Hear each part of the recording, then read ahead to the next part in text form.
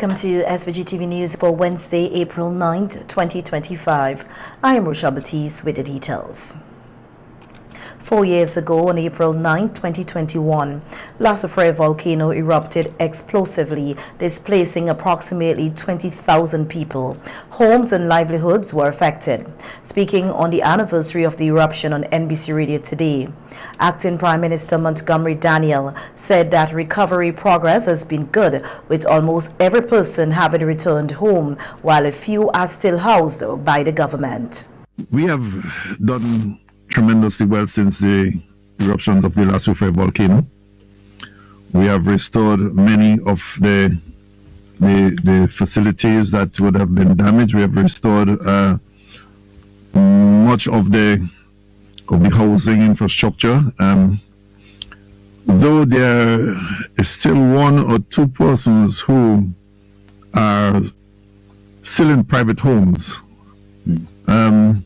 But that the Ministry of Housing continues to work on their behalf in terms of having these structures produced.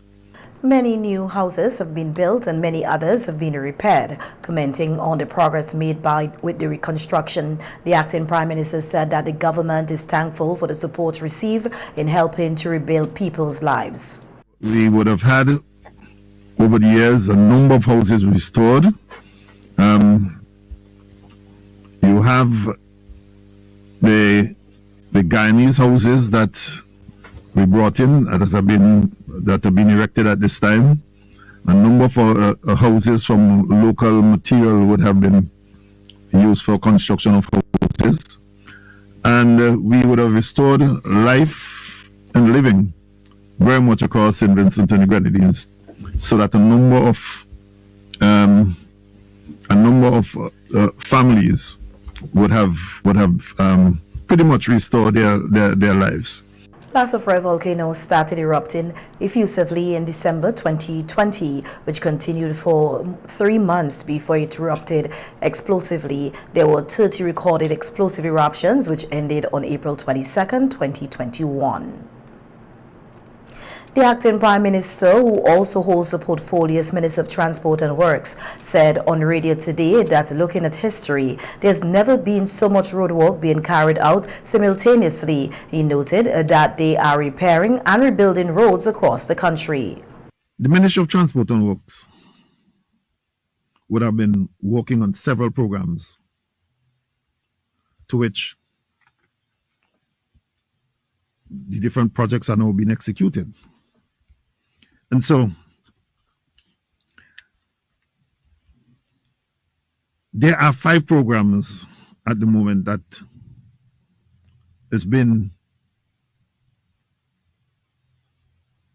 done within the Ministry of Transport and Works to ensure that there are very much improvements on all of the roads, basically in St. Vincent and the Grenadines. Minister Daniel outlined some of the ongoing road programs currently taking place. I want to start with Program 1. Program 1 deals directly with the roads within the Ministry of Transport and Works. Secondly, you have the Lauders Community Access Bridge.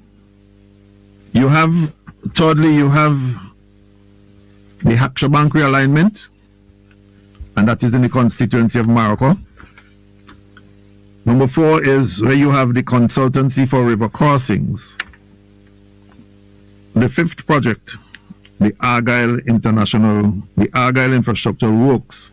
The Acting Prime Minister said that thus far 20 roads have been completed and 31 are still on the way. Sites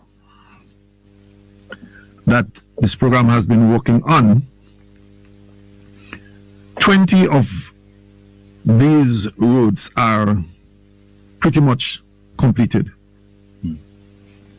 And that you have 31 of these project sites that have been actively under construction. And Prime Minister Dr. Ralph Gonsalves is in Honduras for the summit of the Community of Latin America and Caribbean States, CELAC, which commences today. The Prime Minister, who arrived in Honduras last evening, was received by the Secretary of State at the Science, Technology and Innovation Office, Luther Castillo Harry. The CELAC summit will discuss issues such as integration, peacekeeping and migration. The agenda also includes the approval of a declaration that will guide the political and integration efforts of Latin America and the Caribbean, as well as statements and the handover of the pro tempore presidency to the Colombia President Gustavo Petro. Tomorrow, Thursday, April 10, 2025, Prime Minister Gonsalves and members of his delegation, which includes Dr. Grace Walters and local Garifuna representative Zoni Nero, will visit the Garifuna community in Honduras. The Prime Minister's delegation also includes Minister of Foreign Affairs Frederick Stevenson and SVG's ambassador to Cuba, His Excellency Ellsworth John.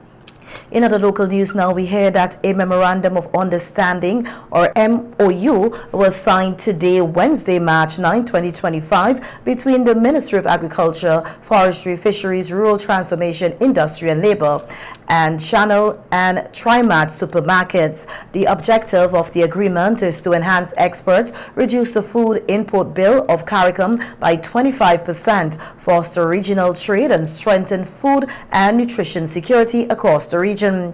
The Ministry of Agriculture states that through the agreement, Channel and Trimat supermarkets based in Barbados will establish a strategic partnership with consolidators in St. Vincent and the Grenadines. According to the ministry, the collaboration is expected to create expanded export opportunities for local farmers.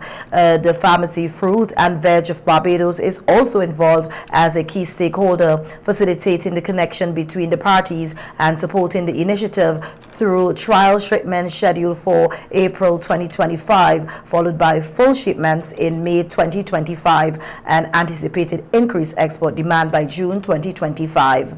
Saboto Caesar, Minister of Agriculture, Forestry, Fisheries, Rural Transformation, Industry and Labor, said the partnership will play a vital role in strengthening food security and nutrition across the CARICOM region. He also extended his gratitude to Channel and Trimat supermarkets, as well as Pharmacy Fruit and Veg of Barbados for their support.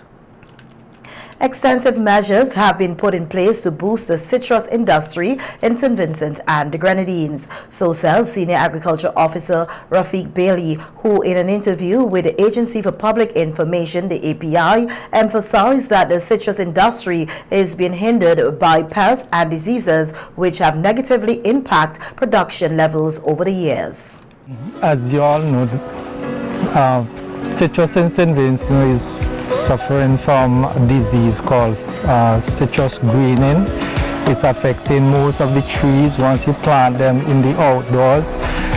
At some point in time, if you don't take care of them, they will become infected. You'll see the leaves start turning yellow, and eventually some of the branches would dry off and the tree would eventually die. So what we do here is try to produce clean planting materials for the farmers of St. Vincent and the Grenadines. And this is actually highly subsidized or totally subsidized because the farmers can get the plant free of cost. All they have to do is to go through their extension officers in the district and request the plants, and once they have prepared the land and dug the holes, then we can supply them with the plant. Bailey said that as part of efforts to revitalize the sector, a wide variety of citrus plants are now made available to local farmers. This initiative is aimed at diversifying the crops and increasing resilience against pests and diseases that have plagued the industry. Brought in a lot of new varieties from California. We have a lot of new root stocks and a lot of new scion. What we do is we graft the scion onto the rootstock and we get the plants. We have a lot of Valencia oranges, we have navel oranges, we have sweet oranges, we have blood oranges, we have lemon, smooth lemon, Eureka lemon, we have a lot of limes, Palestine sweet limes, Mexican limes, and we have a mix of the orange and the tangerine. We call that a tango. So we have some of those. We have the mandarin, which is actually a tangerine that we call, we say tangerine here in St. Vincent, but the mandarin is the correct name actually for the plant. So apart from that, we have the yellow and we have the white and the pink grapefruits. So we have a lot of new varieties within each category of citrus. We have like a lot of different varieties in there. Bailey also highlighted several ongoing measures being implemented to ensure high production levels of citrus plants. He said the government is also working on strengthening pest management strategies to protect the crops and ensure long-term sustainability. We build these greenhouses so that they can be protected, the mother plants. We introduce all the new varieties. We do some spraying on farmers' field, chemical spraying and so biological control and so forth.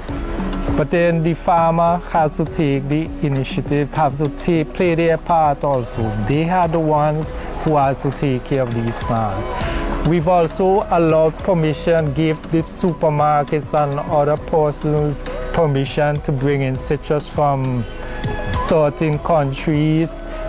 We also bought some rapid test kits so that we could test these fruits when they come in, so that if they have any diseases, we can be protected. They would not be allowed to be in the supermarkets and so forth. And as part of its 9th anniversary celebrations, the Zero Hunger Trust Fund, the ZHTF SVG, developed a community garden at the Thompson Home for the Elderly in Richmond Hill. The fund says the initiative, launched on Monday, April 7, 2025, is part of a series of commemorative activities under the theme 9 Years of Impact, Giving Back, Growing Forward. The garden project aims to promote sustainability, foster community engagement, and improve the overall well-being of the residents, developed in collaboration with stakeholders such as Beautiful Plants, the Central Water and Sewage Authority, and volunteers from the ZHTF. The garden is designed to be a sustainable source of fresh herbs and vegetables. These fresh ingredients are expected to enhance residents' meals and support better nutrition.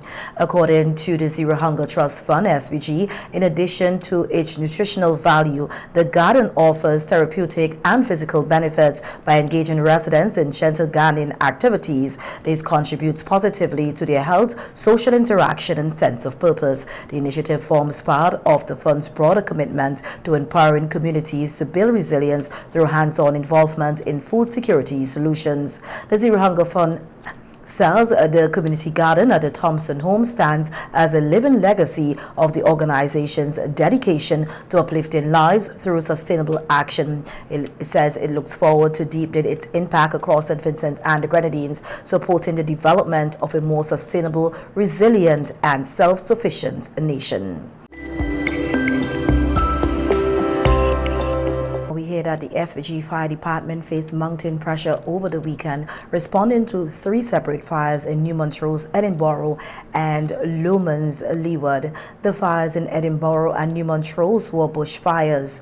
Chief Fire Officer of the Royal St. Vincent and the Grenadines Fire Service, Matt Neil Ellis, stated that the fire service continues to encounter significant challenges, particularly the lack of fire hydrants, which complicate responses to bushfires. What we have at the moment, we are doing our best with the appliances that we have and the manpower that we have. And as I said, there are times when we respond to fires, and you have 300-400 gallons of water in a couple of minutes. That is finished, and then in the area where the fire is, there's no water hydrant. There's no fire hydrant, so you have to leave the fire scene, and you have to travel to somewhere maybe 10-15 minutes where you have to go and refill the truck, and then you have to come back. Like for instance, the fire site down at Lomans Bay, we got there around 9 after 9. It was blazing. We extinguished as much of the fire, and then the truck finished. The water finished in the truck. We have to leave Lomans Bay, and we have to come back to Kingston at Black Cat Bar, North River Road down there, to full up to refill the truck, and then we have to go back to Lowman Bay. So by the time you're doing that, the fire start blazing up again. We actually had to use some garden hose and some buckets with water to cool it down until the fire truck comes back, and then we get to extinguish the balance of the fire. The fire chief noted that due to the dry and windy season, fires spread rapidly, urging the public to refrain from starting bushfires. He also emphasized that obstacles such as encumbrance from parked vehicles on roadways make it difficult for fire crews to reach the scene promptly. Appealing again to persons to please, if you don't have to park your vehicle on the road, please don't park your vehicle on the road, so that when we have a case of a fire, the fire tender can have a free route to travel and get to the fire as quickly as possible. At this moment, we are still in the dry season, very, very dry. And we are appealing to persons, please, if you have a lot of dry grass and so on around your property, if you can remove them. So in the case where, we have a bushfire, the fire won't spread to your property because you will have already removed all those dry grasses and so on from around your property, carelessly lighting these bushfire. So we are appealing again to the general public. Please desist from lighting this bushfire because because of the topography of our land, there are times when the fire tender cannot get to where the fire is. On Sunday night, firefighters battled the bushfires until 2 a.m. However, one house in New Montrose was completely destroyed by the blaze. In other local news now, we hear that the Royal St. Vincent and the Grenadines Police Force has arrested and charged 4 men in connection with a quantity of cocaine recovered during what it describes as a targeted police operation conducted in the Northwestern Division. Charged were Aquino Williams, 28 years of Union Island, Umar Williams, 24 years of Union Island, Junior Daroshe, 28 years of Union Island, and Jarrell Mayall, 23 years of Chester Cottage. The men were detained on Saturday, April 5, 2025, after officers intercepted a motor vehicle in the Cumberland area.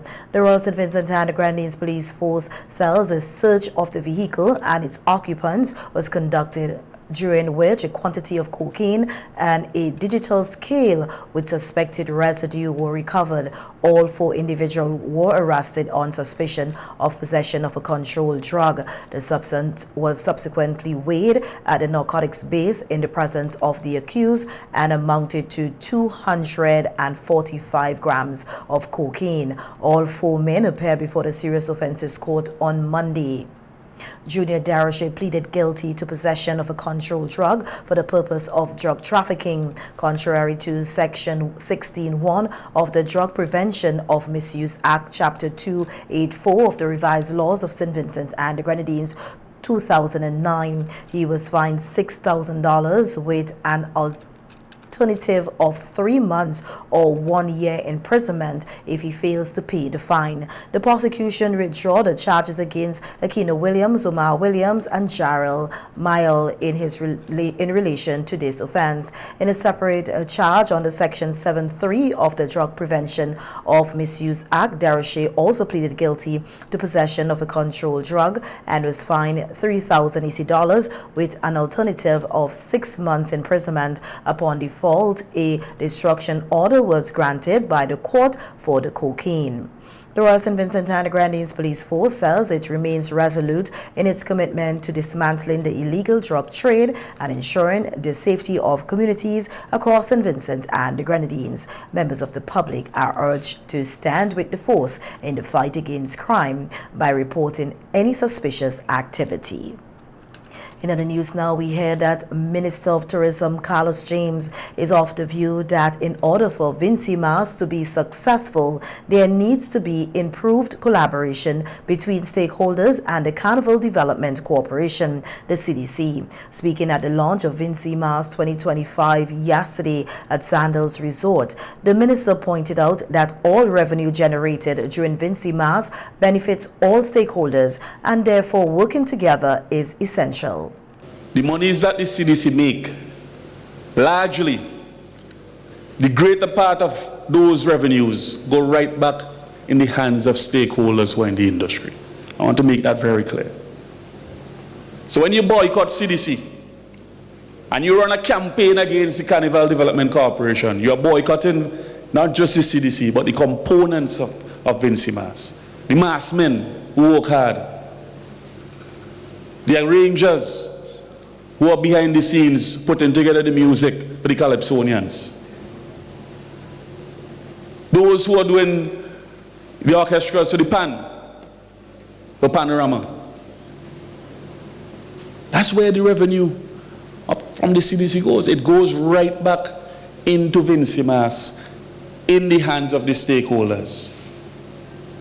And we have to have an appreciation that it requires a collaborative approach with the Carnival Development Corporation and the stakeholders. Minister James added that there is also room for collaboration with private promoters, as the Ministry of Tourism can provide a platform to market not only Vincy Mas but also St. Vincent and the Grenadines as a whole. There's no reason why a ban from one of the private events. It's not a competition, it's a collaboration. When I leave a private promoter's event, I can take that wristband and go into the park where there's a Vincy Mas or CDC organized event. And we cooperate and we share the platform and the space that is available with patrons. It can be done. And easily, I go into some of these private promoted events and I look around, and at least 60–70% of the people who are there are people who are not from St. Vincent or they have intentions in the diaspora. So again, the Tourism Authority and CDC also have that role to play, working with the private promoters to ensure that they are returning people, they are returning patrons coming to St. Vincent and the Grenadines to see Vincy Mas and to experience Vincy Mas. So why not put a Vincy Mas or CDC or Tourism Authority booth in some of these private events? And the SVG Diaspora Committee to the USA Incorporated will also be celebrating Vincy Mas. According to James Byron from the committee, they plan to launch their events on May 18, 2025 in Brooklyn, New York. We have already secured a venue which is in Brooklyn at Nazareth High School, 457th East 57th Street in Brooklyn. And I know a committee will be coming up soon to do a site visit and have the places set up. We have reached out to promoters in the tri-state area. We have great response from some of the main components of Carnival, Mass, Pan, Calypso, and the soca artists in the tri-state area. And so far we have gotten a great response. Now our launching will be on May 18th. It's a Sunday. So we like to see everyone out, come down from the tri-state area. We have New Jersey, Connecticut. We have Short Moss Production, which is in Massachusetts, will be on display. We have reached out to Dynamites. We'll have their members there. Mass Production, which is based in Brooklyn. It's going to be a family affair. The Chief Executive Officer of the CDC, Rodney Small, and Chairman Ricardo Adams is currently in New York, where they are expected to connect with Vincentians there, engage in community networking and strategic meetings with international sponsors and promoters, laying the foundation for what they described as a unified, powerful Vincy Mas presence, both in SVG and in New York.